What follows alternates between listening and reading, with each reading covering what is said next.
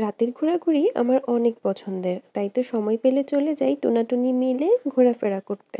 Hello, আসসালামু আলাইকুম সবাইকে। কেমন আছেন আপনারা সবাই? আলহামদুলিল্লাহ, আমি অনেক ভালো আছি। আর চলে গিয়েছিলাম রাতে একটু ঘোরাঘুরি করতে।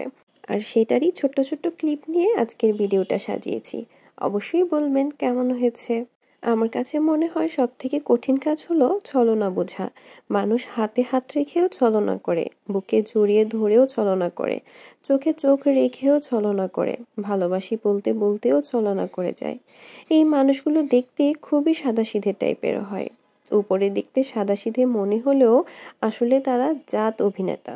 তাদের উপরের এই আবরণটার জন্য আমরা কিছুই বুঝতে পারি না। একটা মানুষ এতটা জঘন্য হতে পারে, একজনকে ভালোবাসি বলতে বলতে আরেকজনকে নিয়ে পার্কে, রেল লাইনে, হোটেলে ঘুরে বেড়ায়। তাদের এসব নিজের চোখে দেখার পরও নিজের চোখকেই বিশ্বাস করতে পারবেন না।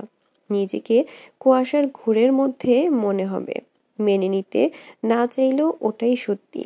যখন এইসব নিয়ে কথা বলতে যাবেন তার সাথে, তখন নিজেই সবথেকে বেশি খারাপ থাকবেন। কারণ আপনার সাথে ঝগড়া হলে তার মন খারাপ ভালো করার জন্য আরও ২-৪ জন আছে।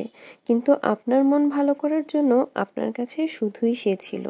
আপনি সব জেনে শুনে মেনে নিয়ে ঠিক করতে চাইলেও কোনো কিছুই আর আগের মতো ঠিক হবে না। আমাদের গ্রামের লোকমুখে এখনো একটা কথা প্রচলিত আছে, যতই ঘি দিয়ে ডলো কুত্তার লেজ কখনোই সোজা হয় না। ঠিক সেটাই আপনি। সব ঠিক করে নিতে চাইলেও কোনো কিছুই আর ঠিক হয় না। তারপর একটা সময় পর ঠিকানা পরিবর্তন করে ফেলে। আপনি চাইলেও তার সাথে আর যোগাযোগ করতে পারেন না। তার সাথে একটু কথা বলার তৃষ্ণায় রোজ পড়ে ছারখার হবেন, কিন্তু তার কিছুই আসবে যাবে না। মাসের পর মাস কেটে যাবে, বছরের পর বছর যাবে, কিন্তু সে ভুলেও জানতে আসবে না আপনি কেমন আছেন, কেমন করে সহ্য করতেছেন তার দেওয়া বিরহ বিচ্ছেদের যন্ত্রণা। তার দেয়া বিরহ বিচ্ছেদের আগুনে পুড়তে পুড়তে অনেকটা সময় পর বুঝতে পারবেন আসলে নিজের ভালো নিজেকেই রাখতে হয়। কারো ওপর নির্ভরশীল হয়ে থাকলে শুধু জ্বলে পুড়ে ছারখারই হতে হয়। তারপর একটা পর্যায়ে ভালো থাকা শিখে যাবেন। তখন আগের মতো অত সহজে আর কাউকে বিশ্বাস করতে পারবেন না। বিশ্বাসটা একেবারেই মরে যাবে।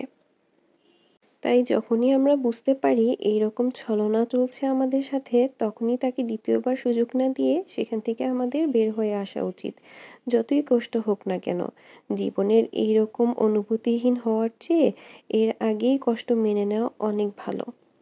সবাইকে অনেক অনেক ধন্যবাদ এতক্ষণ পাশে থাকার জন্য। সবাই আমার জন্য অনেক দোয়া করবেন এবং ভালো থাকবেন। আল্লাহ হাফেজ।